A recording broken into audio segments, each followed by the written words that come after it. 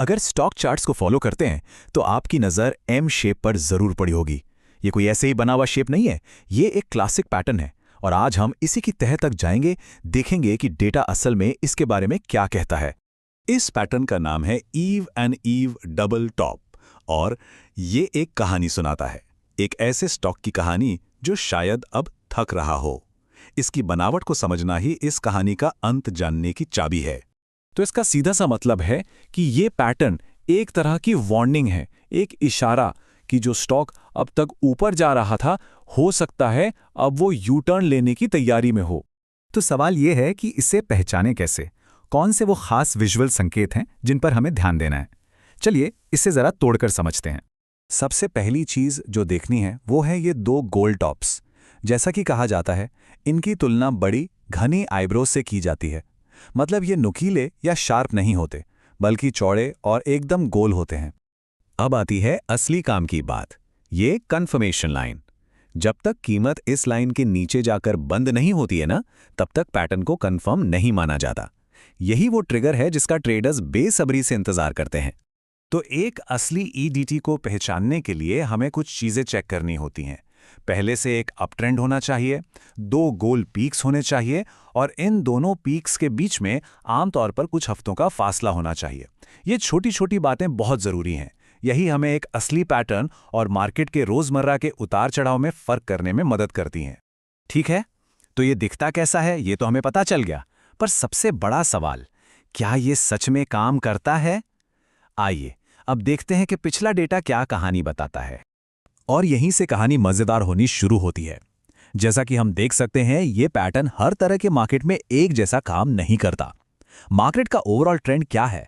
मतलब मार्केट ऊपर जा रहा है, जिसे हम बुल मार्केट कहते हैं, या नीचे गिर रहा है, जिसे बेयर मार्केट कहते हैं। इससे इसके प्रदर्शन पर जमीन आसमान का फर्क पड़ जाता है। सोचिए, मार्केट तेजी में है, सब कुछ ऊपर जा रहा है। ऐसे में भी ये पैटर्न गिरावट की भविष्यवाणी तो करता है, पर यह कुछ ऐसा है जैसे आप लहरों के खिलाफ तैरने की कोशिश कर रहे हो। गिरावट होती है, पर उतनी बड़ी नहीं। लेकिन जब मार्केट गिर रहा हो, तब यह पैटर्न बिल्कुल ही अलग ही रंग दिखाता है। गिरावट सिर्फ 18% से बढ़कर 25% ही नहीं होती, बल्कि इसका फेलियर रेट भी खतरनाक तरीके से गिरकर सिर्फ 2% रह जाता है। असल में तो इसी माहौल में यह पैटर्न सबसे ज्यादा चमकता है। तो ये तो साफ है कि बेयर मार्केट में ये पैटर्न सबसे अच्छा काम करता है। पर क्या कहानी यहीं खत्म हो जाती है? नहीं। पता चलता है कि सारे ईडीटी पैटर्न एक जैसे नहीं होते। डेटा कुछ और भी हैरान करने वाली बातें बताता है, जो बेस्ट पैटर्न को बाकियों से अलग करती हैं। ये तो वाकई में कमाल की बात है। डेटा ये बताता है कि पैटर्न की शेप, हाँ, उसकी बनावट बहुत मायने रखती है।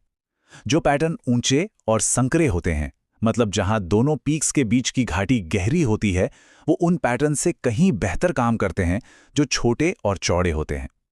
ये मामूली सा फर्क लग सकता है, लेकिन नतीजों पर इसका बहुत बड़ा असर पड़ता है। डेटा से एक और प्रोटिप निकल कर आती है, वॉल्यूम पर नजर रखें।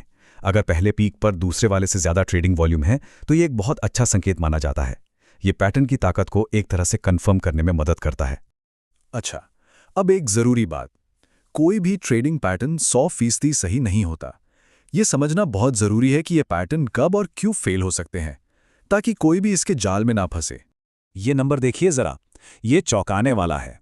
इसका मतलब ये हुआ कि हर 10 बार जब आपको दो चोटियों वाला कोई सेटअप दिखेगा, तो उनमें से करीब 6 या 7 बार वो असल में उस कंफर्मेशन लाइन तक गिरेगा ही नहीं।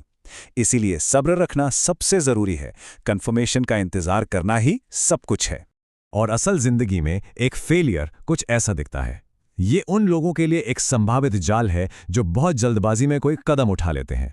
ठीक है, तो हमने काफी कुछ समझ लिया है। अब सवाल यह है कि इस सारी जानकारी का इस्तेमाल होशियारी से ट्रेड करने के लिए कैसे किया जा सकता है। तो ये रहा final game plan. Number 1, trend के साथ चलें। इस पैटर्न पर शॉर्ट ट्रेड सिर्फ और सिर्फ बेयर मार्केट में करें। नंबर 2, हमेशा ब्रेकआउट का इंतजार करें। जब तक कीमत कंफर्मेशन लाइन के नीचे बंद ना हो जाए, ट्रेड ना करें। नंबर 3, ऊंचे और संकरे पैटर्न को ढूंढें, क्योंकि वो सबसे अच्छा काम करते हैं। और आखिर में रिबाउंड पर ध्यान दें। जैसा कि हम अभी देखेंगे, गिरावट के बाद जो होता है, शायद वही सबसे बड़ा मौका हो। और ये इसका एक बेहतरीन उदाहरण है। पैटर्न ने अपनी गिरावट पूरी की, पर कहानी यहां खत्म नहीं हुई। स्टॉक ने पलटी मारी और एक जबरदस्त अविश्वसनीय रूप से शक्तिशाली रैली शुरू कर दी। और यही बात हमें अपने आखिरी और शायद सबसे जरूरी सवाल पर ले आती है। तो सवाल ये है कि गिरावट के बाद क्या सबसे बड़ा मौका असल में वो गिरावट है या फिर उसके बाद आने वाला वो शक्तिशाली रीबाउंड है?